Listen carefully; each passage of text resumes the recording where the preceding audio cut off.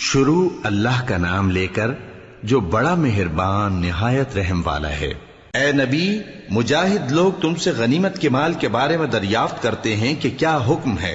کہہ دو کہ غنیمت اللہ اور اس کے رسول کا مال ہے، تو اللہ سے ڈرو اور آپس میں صلح رکھو، اور اگر ایمان رکھتے ہو تو اللہ اور اس کے رسول کے حکم پر چلو۔ مومن تو وہ ہیں کہ جب اللہ کا ذکر کیا جاتا ہے تو ان کے دل ڈر جاتے ہیں، اور جب انہیں اس کی آیتیں پڑھ کر سنائی جاتی ہیں تو ان کا ایمان اور بڑھ جاتا ہے، اور وہ اپنے پروردگار پر بھروسہ رکھتے ہیں، اور وہ جو نماز قائم کرتے ہیں اور جو مال ہم نے ان کو دیا ہے اس میں سے نیک کاموں میں خرچ کرتے ہیں، یہی سچے مومن ہیں، اور ان کے لیے ان کے پروردگار کے ہاں بڑے بڑے درجے ہیں اور بخشش اور عزت کی روزی ہے۔ ان لوگوں کو اپنے گھروں سے اسی طرح نکلنا چاہیے تھا جس طرح تمہارے پروردگار نے تم کو تدبیر کے ساتھ اپنے گھر سے نکالا، اور اس وقت مومنوں کی ایک جماعت ناخوش تھی، وہ لوگ حق بات میں اس کے ظاہر ہونے کے بعد تم سے جھگڑنے لگے، گویا موت کی طرف ہانکے جاتے ہیں اور اسے دیکھ رہے۔ اور اس وقت کو یاد کرو جب اللہ تم سے وعدہ کرتا تھا کہ ابو سفیان اور ابو جہل کے 2 گروہوں میں سے ایک گروہ تمہارے لیے مغلوب ہو جائے گا، اور تم چاہتے تھے کہ جو قافلہ بے شان و شوکت یعنی بے ہتھیار ہے وہ تمہارے ہاتھ آ جائے، اور اللہ چاہتا تھا کہ اپنے فرمان سے حق کو قائم رکھے اور کافروں کی جڑ کاٹ دے، تاکہ سچ کو سچ اور جھوٹ کو جھوٹ کر دے، گو مشرک ناخوش ہی ہوں۔ جب تم لوگ اپنے پروردگار سے فریاد کرتے تھے تو اس نے تمہاری دعا قبول کر لی، اور فرمایا کہ تسلی رکھو، ہم 1000 فرشتوں سے جو ایک دوسرے کے پیچھے آتے جائیں گے تمہاری مدد کریں گے۔ اور اس مدد کو اللہ نے محض بشارت بنایا تھا کہ تمہارے دل اس سے اطمینان حاصل کرے، اور مدد تو اللہ ہی کی طرف سے ہے، بے شک اللہ غالب ہے، حکمت والا ہے۔ جب اس نے تمہاری تسکین کے لیے اپنی طرف سے تمہیں نیند کی چادر اڑھا دی اور تم پر آسمان سے پانی برسا دیا تاکہ تم کو اس سے نہلا کر پاک کر دے اور شیطانی نجاست کو تم سے دور کر دے،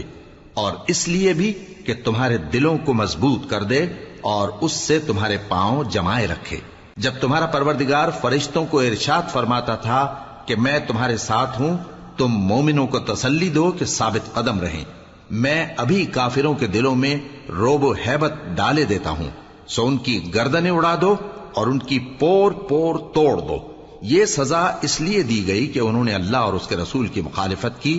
اور جو شخص اللہ اور اس کے رسول کی مخالفت کرتا ہے تو اللہ بھی سخت عذاب دینے والا ہے۔ یہ مزہ تو یہاں چکھو، اور یہ سمجھ لو کہ کافروں کے لیے آخرت میں دوزخ کا عذاب بھی تیار ہے۔ اے اہل ایمان، جب میدان جنگ میں کفار سے تمہارا مقابلہ ہو تو ان سے پیٹھ نہ پھیرنا، اور جو شخص جنگ کے روز اس صورت کے سوا کہ لڑائی کے لیے کنارے کنارے چلے یعنی حکمت عملی سے دشمن کو مارے یا اپنی فوج میں جا ملنا چاہے، ان سے پیٹھ پھیرے گا تو سمجھو کہ وہ اللہ کے غضب میں گرفتار ہو گیا، اور اس کا ٹھکانہ دوزخ ہے، اور وہ بہت ہی بری جگہ ہے۔ پس تم لوگوں نے ان کفار کو قتل نہیں کیا بلکہ اللہ نے انہیں قتل کیا، اور اے نبی، جس وقت تم نے کنکریاں پھینکی تھیں تو وہ تم نے نہیں پھینکی تھی بلکہ اللہ نے پھینکی تھی۔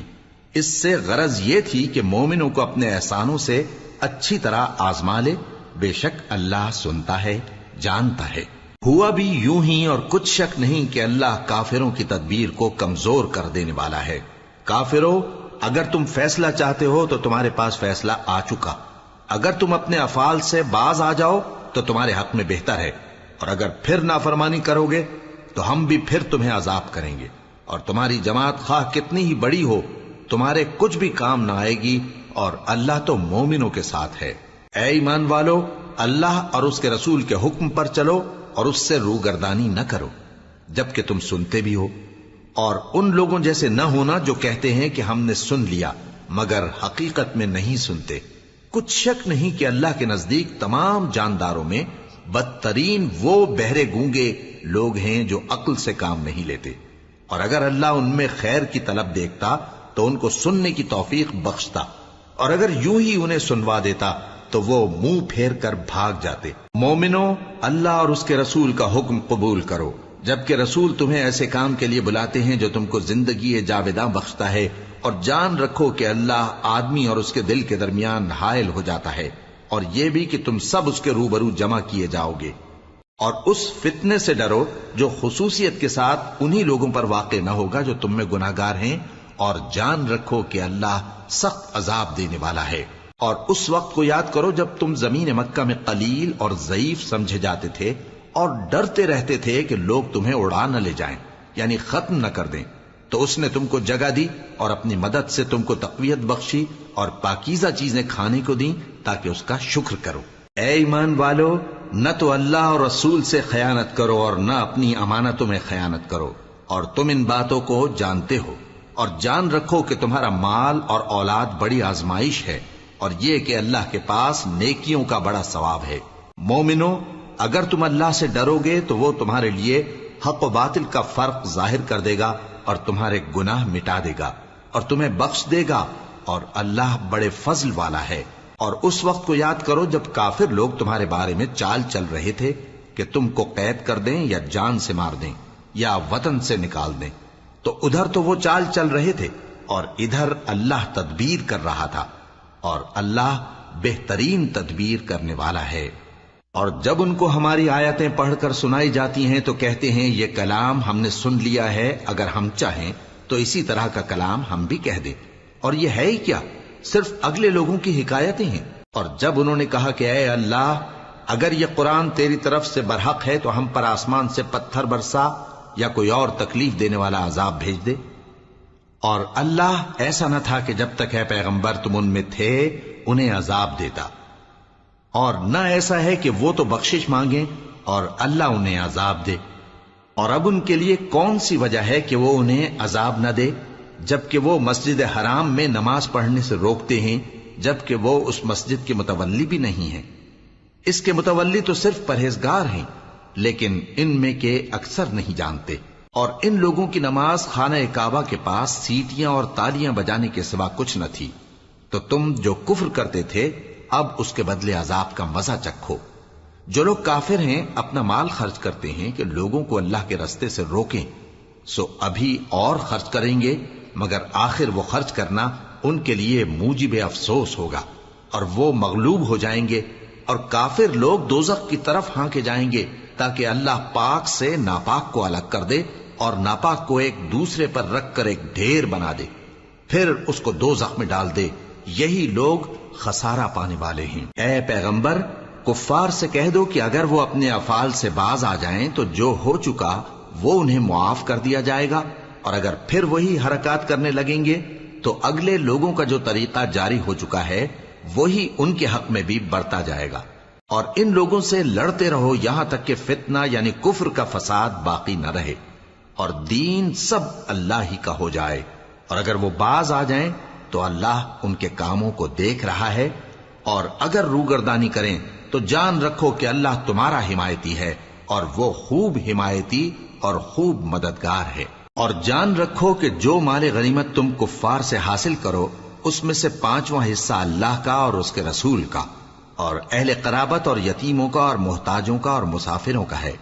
اگر تم اللہ پر اور اس نصرت پر ایمان رکھتے ہو جو حق و باطل میں فرق کرنے کے دن یعنی جنگ بدر میں جس دن دونوں فوجوں میں مٹ بھیڑ ہو گئی تھی ہم نے اپنے محبوب بندے محمد صلی اللہ علیہ وآلہ وسلم پر نازل فرمائی،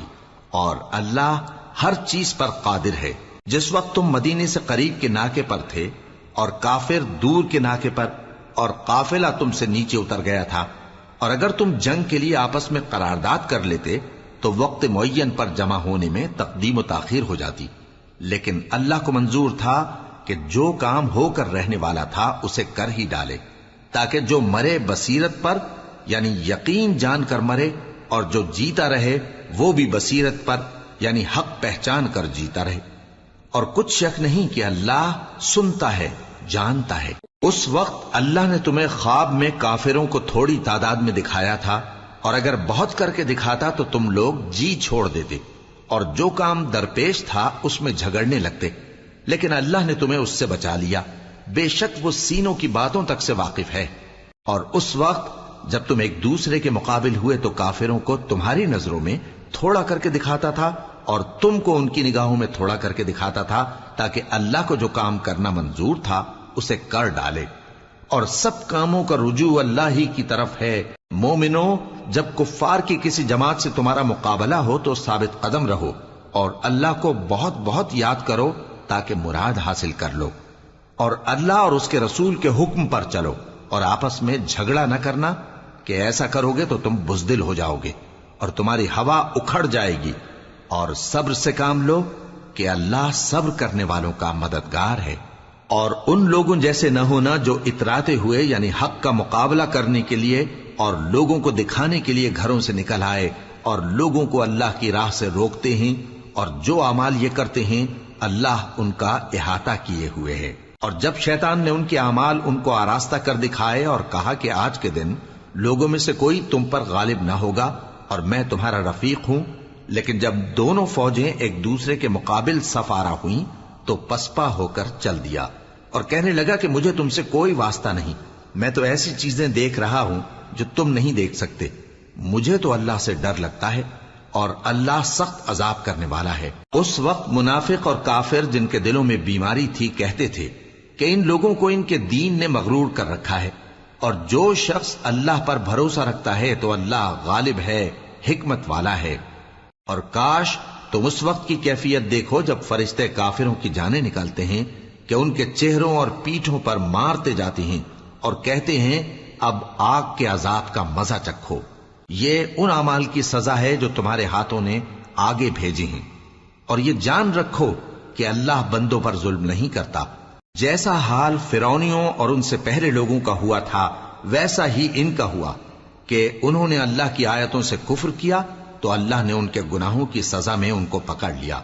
بے شک اللہ زبردست ہے، سخت عذاب دینے والا ہے۔ یہ اس لیے کہ جو نعمت اللہ کسی قوم کو دیا کرتا ہے جب تک وہ خود اپنے دلوں کی حالت نہ بدل ڈالیں اللہ اسے نہیں بدلا کرتا، اور اس لیے کہ اللہ سنتا جانتا ہے۔ جیسا حال فرعونیوں اور ان سے پہلے لوگوں کا ہوا تھا ویسا ہی ان کا ہوا۔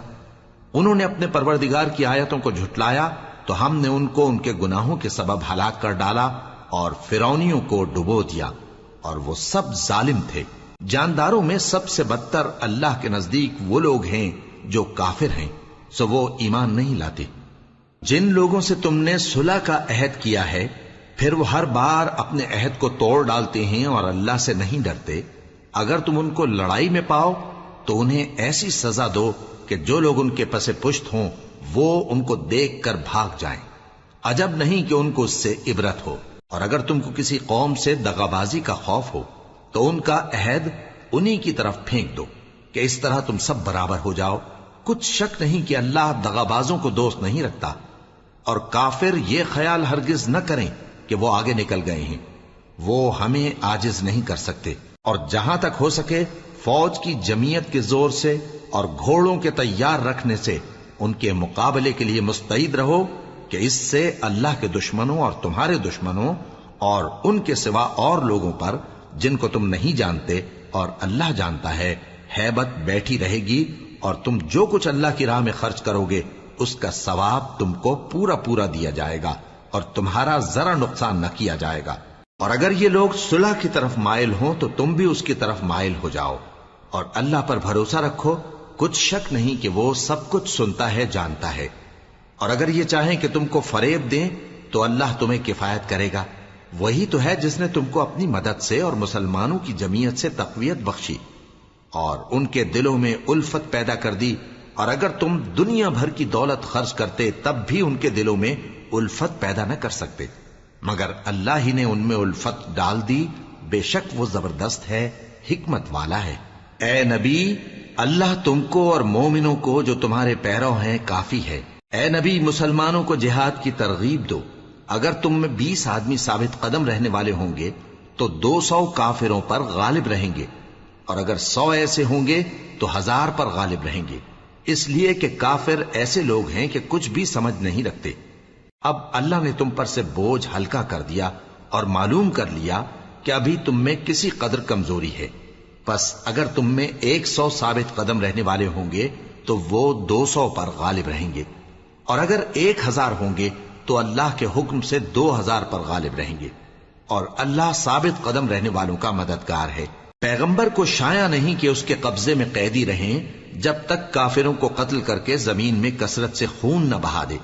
تم لوگ دنیا کے مال کے طالب ہو اور اللہ آخرت کی بھلائی چاہتا ہے، اور اللہ غالب ہے، حکمت والا ہے۔ اگر اللہ کا حکم پہلے نہ ہو چکا ہوتا تو جو فدیہ تم نے لیا ہے اس کے بدلے تم پر بڑا عذاب نازل ہوتا۔ اب جو مال غنیمت تمہیں ملا ہے اسے کھاؤ کہ وہ تمہارے لیے حلال طیب ہے، اور اللہ سے ڈرتے رہو، بے شک اللہ بخشنے والا ہے، مہربان ہے۔ اے پیغمبر،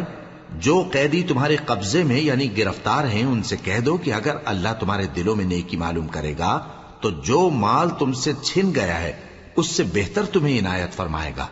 اور تمہارے گناہ بھی معاف کر دے گا، اور اللہ بخشنے والا ہے، مہربان ہے۔ اور اگر یہ لوگ تم سے دغا کرنا چاہیں گے تو یہ پہلے ہی اللہ سے دغا کر چکے ہیں،